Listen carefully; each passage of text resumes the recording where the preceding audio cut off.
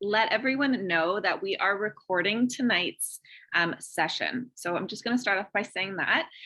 Again, welcome tonight to our Making Dating Not Suck series. This is part 2. For those of you who joined us in part 1, welcome back. We touched a little bit about boundaries, establishing boundaries, checking in with yourself, how to present yourself, and learning to prioritize yourself.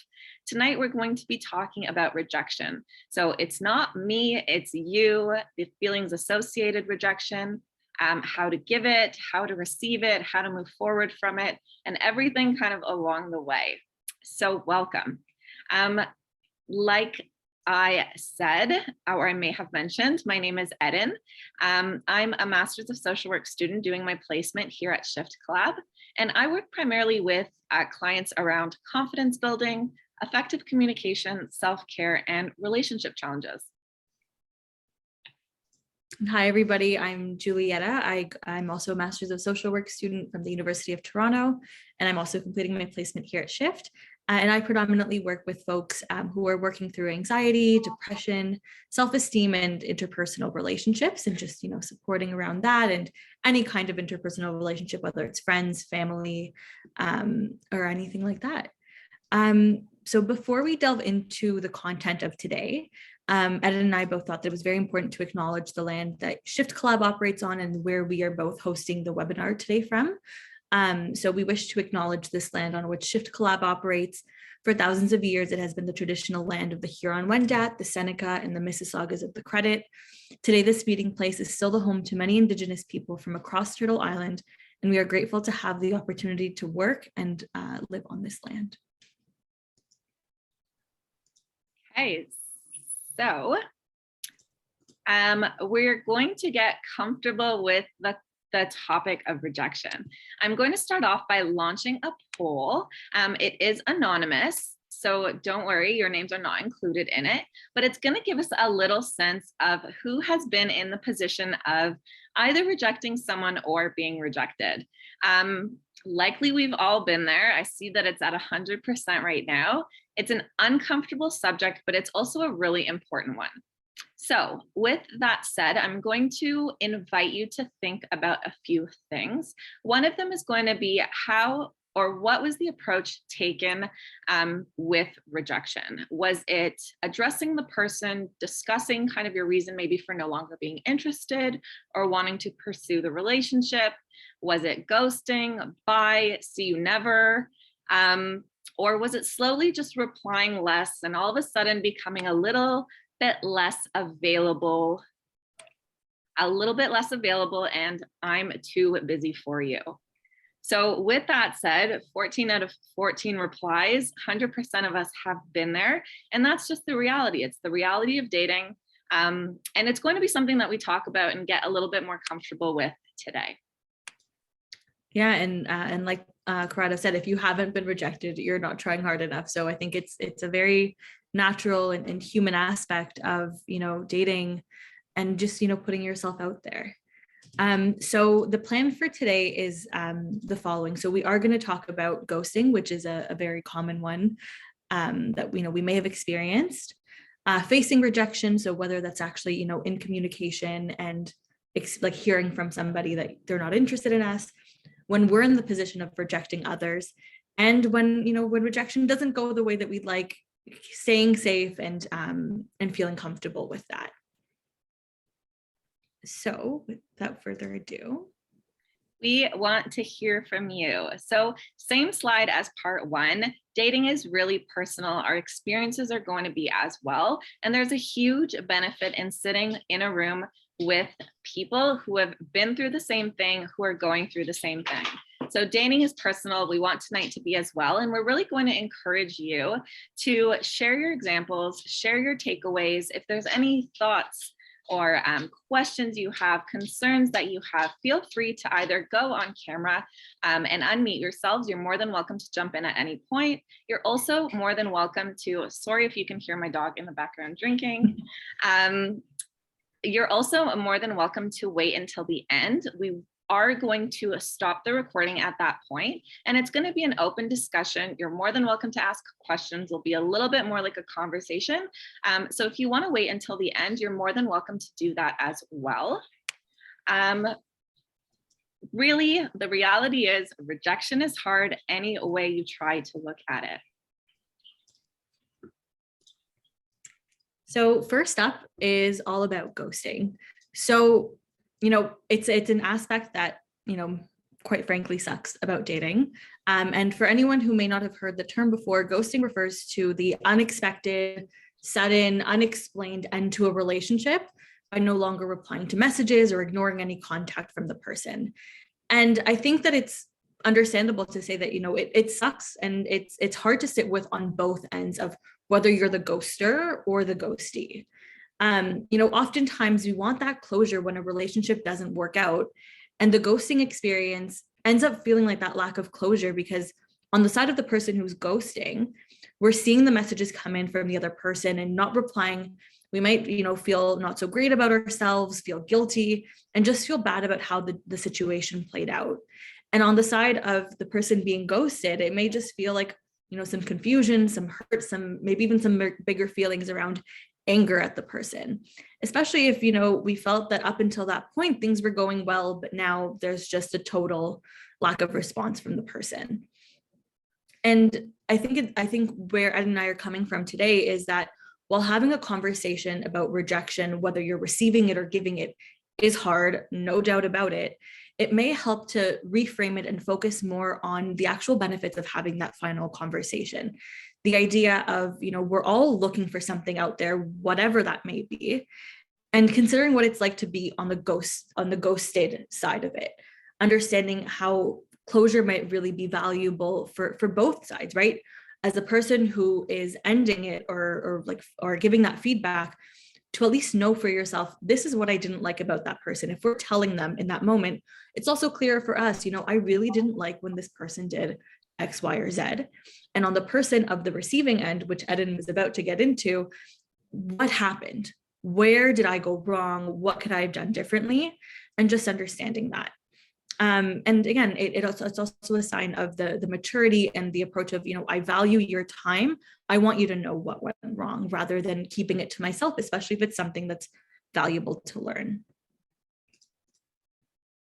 Which brings us into facing rejection. So why me? Why again? Facing rejection is really hard.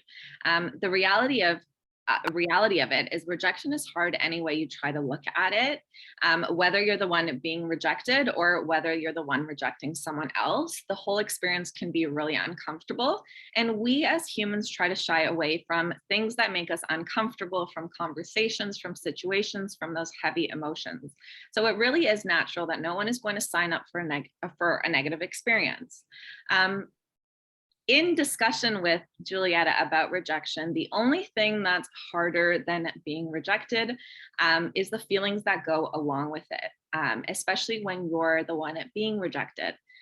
What did I do wrong? Where did it go wrong? And what could I have done differently? And here we're going to talk about some real key important points to consider and to remember when you're in that scenario. And one of them is going to be that we do recognize how hard that feeling is. But it's going to be really important to remember to not take it personally. Now, that is hard, that is difficult, especially when the rejection is happening at us. What do you mean, don't take it personally? They are rejecting me. The reality is that someone has communicated with you that for whatever reason, it hasn't worked out, and that's okay. It's understanding that at the end of the day, this is one person's opinion, which we recognize can be hard, especially the more feeling or emotion associated with it, and if you were excited about the prospective person or the situation. It's key to remember that we are not everyone's cup of tea, and nor is everyone our cup of tea, and that is fine. The whole part of dating, the excitement, the trials and the tribulations, is getting to know what's out there, seeing what's working and what's not working for us. So really trying to remember that it's not often very personal. Everyone is looking for something.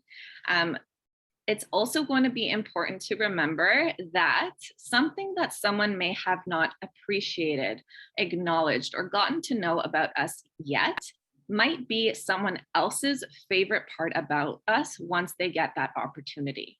So really remembering that at the end of the day, you want someone who doesn't have any doubts about you, who doesn't have any doubts or hesitations about exploring something further with you and what a future may look like together. Another point to remember is going to be that rejection holds only as much weight as we let it. So what that means, you can choose how long you want to hold on and sit with it. Now, saying that, it really is going to carry as much weight as you give it. Not to say it means, okay, I don't care, this doesn't matter, and move on from it, but it means really letting yourself sit with the emotion, giving yourself as much time as you need, acknowledging it, appreciating it, growing from it, and then seeing what you can do or how you want to move forward. Something else to consider and think about is if someone has highlighted something that's crossed your mind before, something we talked about, some of the types of things that come up in dating is maybe this person, I wish they thought a little bit more positively, or I wish they were a little bit more easygoing. And when you get feedback like that, really considering, is this something I've thought about before on my own time? Is this something that I have considered or wanted to do for myself for a period of time? And if you're getting feedback like that, it may be the best opportunity to try to enhance that skill or explore that feedback. Another really important point to remember is that any change that you're going to make needs to come from your own want of that change. It's going to come from you believing that you want to make that change, or it's something that you're acknowledging you need or that you want to change. Any change that's coming for someone else is often going to not be very sustainable. So really checking in with yourself, seeing if something that this person said resonated with you, that you agreed with, if you may benefit from this change ultimately, and checking in with what's working, what's not working. Is there something that I could be doing better, that I want to be doing better? What's helping, what's hurting, and then kind of acknowledging and taking it from there in terms of next steps in dating and how you're going to move forward. So it's not me, it's you. You want to, when rejecting, also be conscious of obviously the person on the other end of this conversation. Something that may not fit for us or may not work with us is fine and okay. It's great that we are, going back to part one, prioritizing ourselves and our wants and our needs, but there is another person at the end of this, right? So remembering that, being gentle with it. It's also okay to express that you're not clicking or that you no longer wish to explore something with a person or with a situation. That is fine as long as that is communicated clearly, authentically, honestly.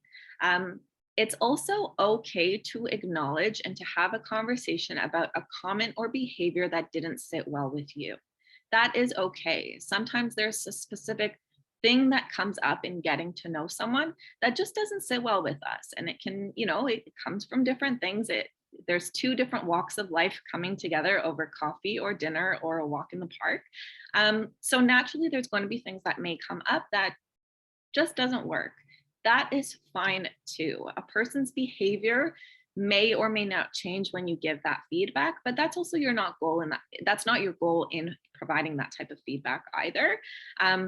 The reality is, even just acknowledging, having that conversation will likely bring an awareness to that other person as well. Maybe it's something that they didn't realize, but isn't often received well, and they just don't know about it, right? Maybe you saying it is the first time that they're hearing about it. That's something to consider. It's another benefit in having those conversations, especially when something may be offensive or just made you feel maybe uncomfortable, unhappy, or kind of left you feeling a little bit no longer interested. That is fine as well. we want to also kind of bring an awareness and a certain, conversation to when you're facing rejection, or providing rejection, sorry, you want to be mindful again that there's another person on the end of this, right? There's another person in this conversation. So you want to be really mindful of how you approach conversations about things that people can't change. And when we say that, we talk usually about things that are maybe inherent with a person, something about the way maybe a person looks, dresses, like a core value or a belief that they had, something that is not changeable. So weighing the pros and the benefits maybe of providing a feedback. Your goal at the end of rejection is never to leave someone feeling defeated, upset, less than, because that's not the case. We can acknowledge that something is not working for us, and that's totally okay. But you never want to leave someone feeling totally defeated, unappreciated or low about themselves. That should never be the goal or the outcome of a conversation that you have with someone where you're, sharing that you don't want to pursue anything further. So just again, being mindful that there's another person on the end of this. This is where kind of our core values of empathy and mindfulness come in, and really, learning to put yourself in another person's shoes. If I wouldn't want it said to me, I'm going to weigh out whether this is worth saying to someone else. Yeah, I think that the human piece of it sometimes gets forgotten of, we're both people, or whoever is trying to just, find this partner, find whatever it is we're looking for. And, like you said, it doesn't always go right. So, we've spent a lot of time, or I guess some time today, talking about, how badly it can feel to get feedback from a person that, we're interested in, that they're no longer interested in us. And I think it's understandable. And I think a lot of us would feel that it's understandable to hold those negative feelings in those moments.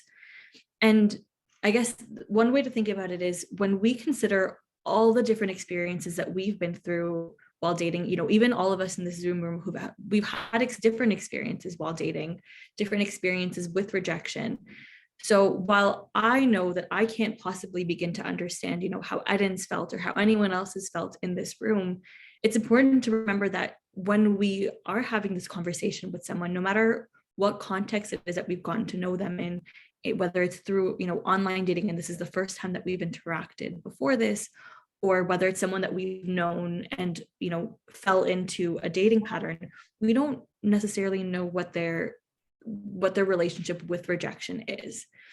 So in line with our conversation last week, for anyone who was here, about prioritizing ourselves when entering any situation in which somebody might be upset, might take it personally, might, have the opportunity to take it to, an uncomfortable next level, we need to consider what we need to make sure that we feel safe.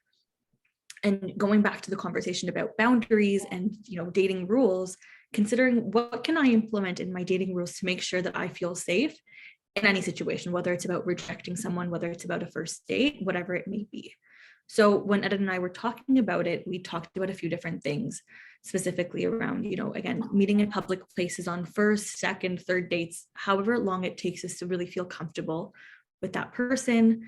Maybe considering, waiting a little bit longer to share things about my personal and professional life. So where I work, where I live, until I feel that level of trust with somebody.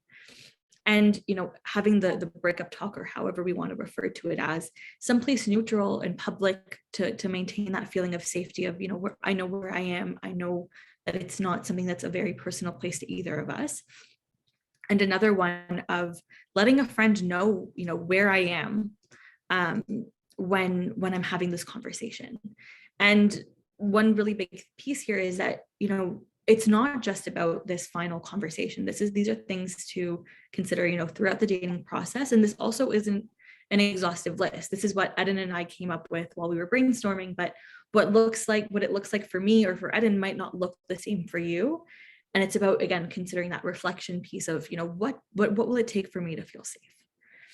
And again, so these aspects of safety don't only just apply to that, final date where things are ending, but rather they should be considered in all stages of dating. and when we're looking at the question of, do I feel safe?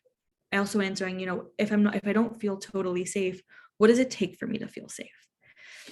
And again, I think with this slide specifically, there's a lot of like, oh my goodness, what happened? Like, this is going to go wrong. This is going to be a terrible experience. The reality is that, people might be bummed, people might be a little bit hurt in that moment.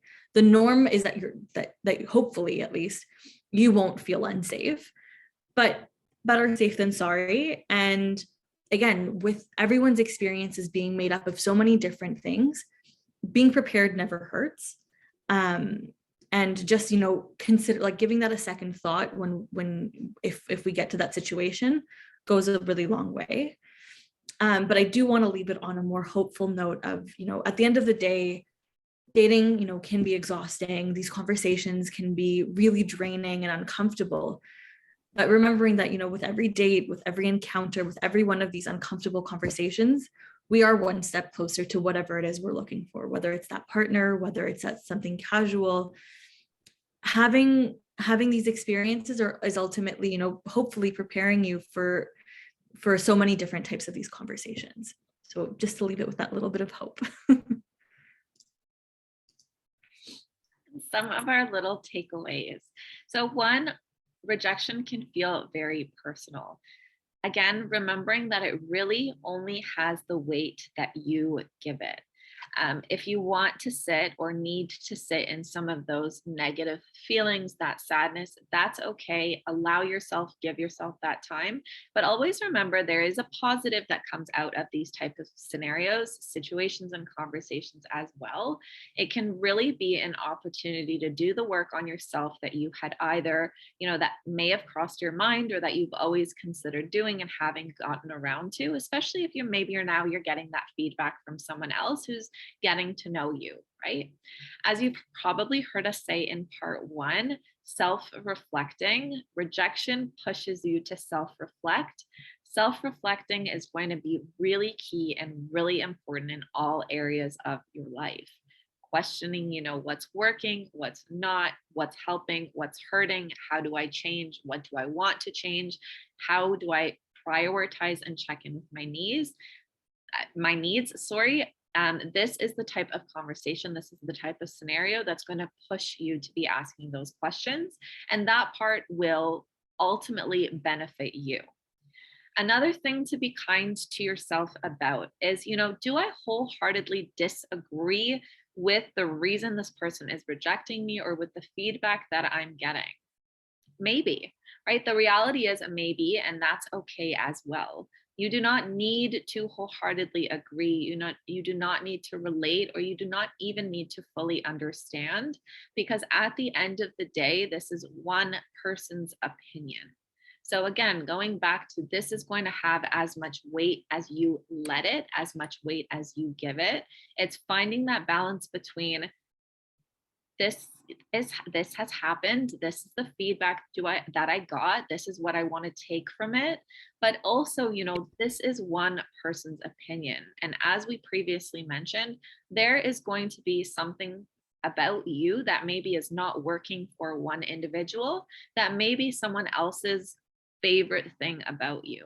So really giving it the weight that you want to give it, versus kind of letting it be all encompassing and kind of catastrophic, giving it the weight that you give it. Another thing, look at this as an opportunity to ensure that you're putting your best self, most happy self, most confident self out there.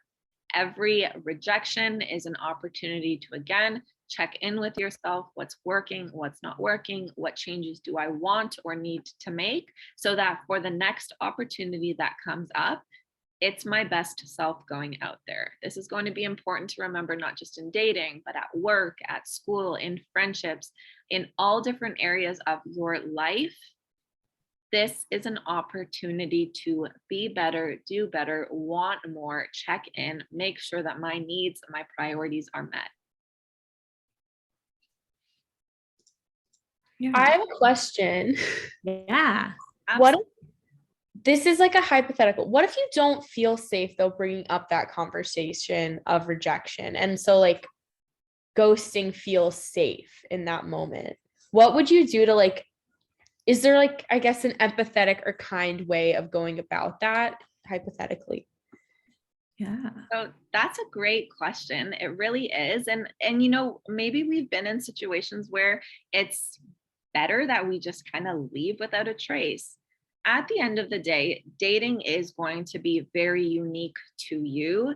The emotions that come up with it, the feelings that are associated with it are going to be very particular to you. So remembering that, right? This is going to be like if you know, if you were ready or if you were there for part one, where you check in with yourself, you prioritize your needs and you assess accordingly. If you feel that your best bet, the best approach to putting an end to a situation is kind of just leaving, you know, ghosting, that is your assessment, that is your take. There is no one that can be telling you differently. It's important, again, that you're checking in with your own needs, that you are assessing your situation, your emotions, how you feel about things, and moving that way, right? That is a unique feeling. It's a unique experience. And again, right, it's going to be really important that you're checking in and ensuring you're doing whatever it is that you need to keep yourself safe, happy, healthy, that you are taken care of first and foremost before you kind of try to cater or you know, accommodate someone else. Julieta, is there anything kind of you want to add to that? Or? Yeah, I mean, I really echo that wholeheartedly. I think, again, the piece about considering your safety really is crucial here. If, you know, there might be ways of, you know, maybe having it over a phone conversation or a text conversation, you know, that definitely gets a bad rap, I think, of, you know, he broke up with me over text, she broke up with me over text, that, you know, they didn't do it in person. Emma, we also see your point, so we'll be right there.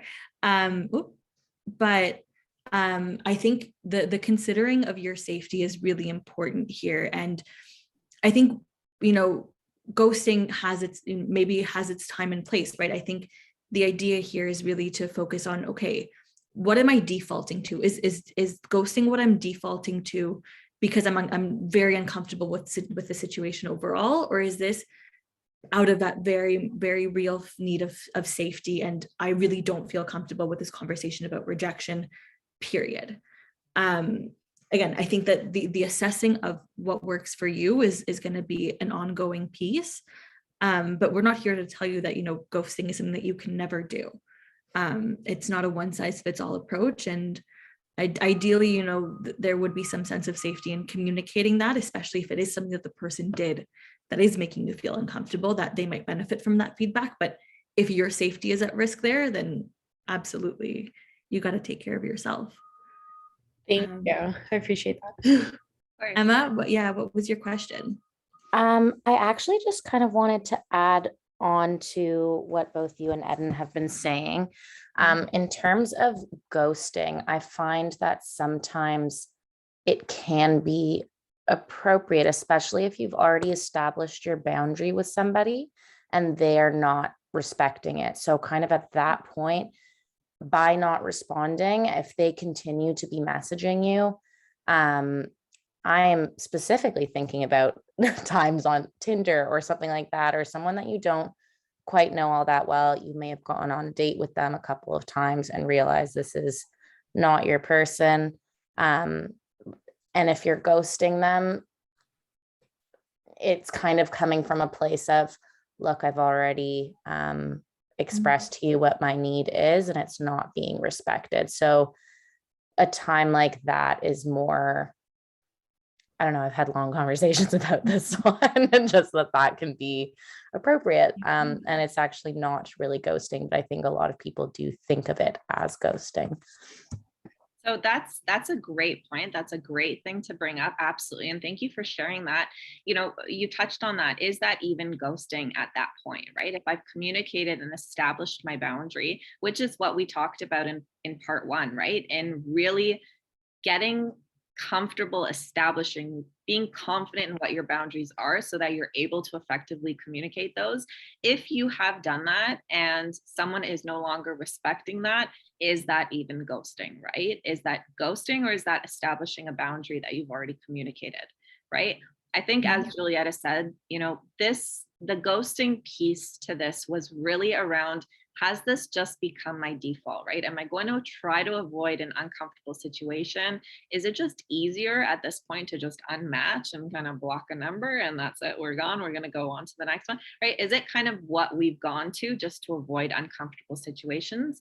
And really just, encouraging you to think about, would there be a benefit in putting a closure to this? Would there be a benefit in having a conversation that kind of, wraps this up, closes the book, and kind of allows both of us to move on in a more effective way?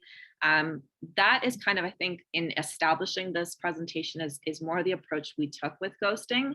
But absolutely, I mean, if you're established a boundary and you've communicated a boundary and now you're maintaining that boundary, that I think is something we will both always encourage you to do, again, in all areas. That's, again, someone who's no longer respecting a boundary that's been set. So that, that is going to be a little bit different versus, you had 2-3 great dates with someone and then all of a sudden, you're not hearing back and there's no answer and you're kind of left thinking, where did this go wrong? What did I do? What did I say? And kind of that approach, if that made sense.